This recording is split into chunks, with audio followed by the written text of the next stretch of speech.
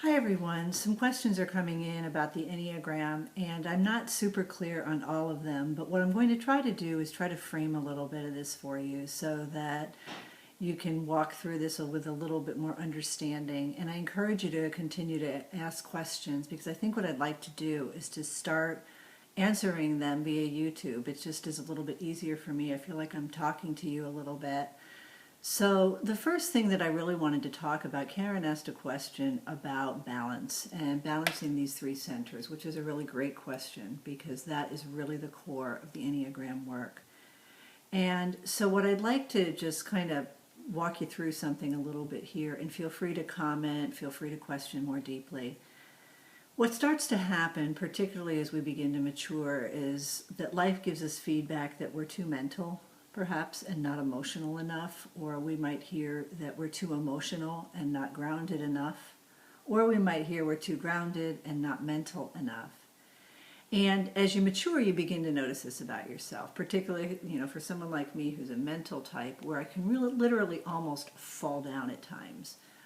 And trip over myself at times, which is always a good cue that there's a lot of energy up here.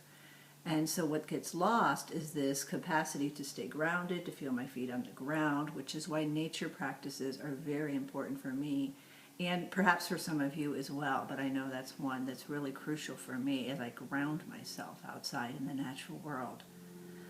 But the practices you see offered in the course are really about balancing all three. And so three-centered knowing doesn't mean we have to be 100% good at that, which I find people often get into. They start wanting to be perfect at this kind of thing. No, it means that you have to be balanced enough.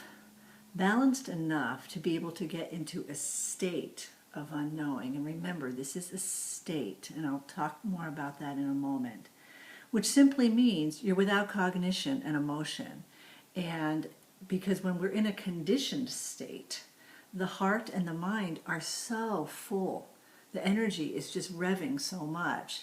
So the heart and the mind are in such condition that we're not able to get into the state of received experience. So spiritual experience isn't thought up, it's received. I gave a retreat last week for one of our coming home participants for his congregation. And what really struck me is that when we gather together, which is this notion, if two or more are gathered in the name of love, then something happens in the field, in the wider field. So we come in where we've been busy in the morning, we come into the retreat, our minds are thinking, what's this going to be about? And we get some cognitive information, which is what you've gotten in the course. So the cognitive information is mental. You're learning about the type. I taught them about the quadrants. And you're observing your habits when they go on automatic. That's cognition. And the reason so many contemplatives use the Enneagram as a transformative tool is because the type limits our capacity to surrender fully to love. All right? So if we have the cognitive understanding of our type structure, then we have something to observe. So in the retreat, I offered a, kind of a cognitive map between the quadrants, which outline really the difference between spirituality, which is interior, and religion, which is exterior. It's actions, it's behaviors, it's, the community or the structures that we set up to be container for community. And then I taught them the Enneagram. Those are two cognitive practices. They're learning something in their heads. The next was, that I do with them is I'll do a body scan. I'll do practices that ground them in their bodies, because what I find is people, particularly from Christian traditions, are really disconnected from their bodies. And I find that actually in the West a lot. I think that's something that's overvalued in our schools. And so what happens is that people are not grounded in their bodies. So I'll do practices to just bring them more fully into their bodies. So you might have noticed that I did body scans. Sometimes chanting can bring you more fully into the body. That also opens the heart. But chanting can bring you more fully into their body. And I've really incorporated breath work and body movement into retreats because I've noticed how crucial these are. So then we also worked with the chanting and breathing, which again, it's the body and it's moving emotions through the heart. But the big heart practice was the panels where I interviewed people who were inhabiting different types. And I asked them about their own experience. And as they shared their own interiors, the heart is moved to compassion. And what I noticed is the state of the room began to shift. And we also incorporated music. So we were bringing music into the space, which again opens the heart. And so by the end of the retreat, people are feeling really expansive. They're really getting a sense of, okay, now I see why this type has such a kind of a foregrounded place in contemplative communities, because it's there. It's the thing that stands between me and my experience of God. So for instance, if you're a 4 on the Enneagram, which I know some of you are, you're sitting in your practice and you're in the imagination. You're longing for something that's not there, and it's a fantasy. It's not received spiritual experience.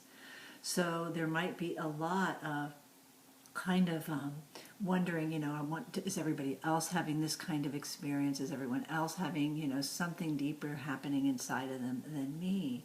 And you're not inside your own felt experience. And if you're not inside your own felt experience, you're not in the present moment to be able to receive the love that is there all the time. And so the centering prayer practice integrates the body and the head, and it opens the heart in the spirit of intention, because we sit and we kind of anchor the practice with an intention to surrender to the divine action and presence within.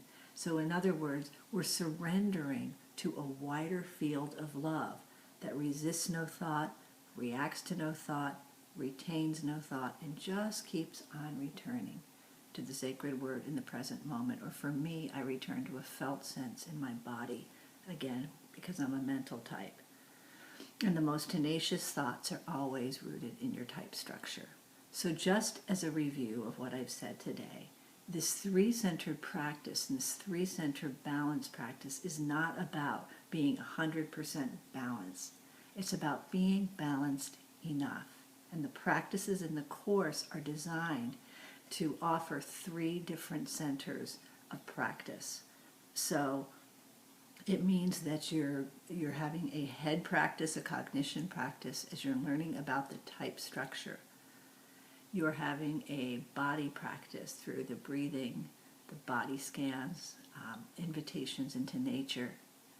And you're learning about the heart practice through the breathing, through the chanting, through music, and hopefully by when you listen to the panelists and the interviews with people, perhaps opening your heart to the people I'm interviewing. So you have this felt sense of communal experience, because we're all in this together, which is, again, it's an opening.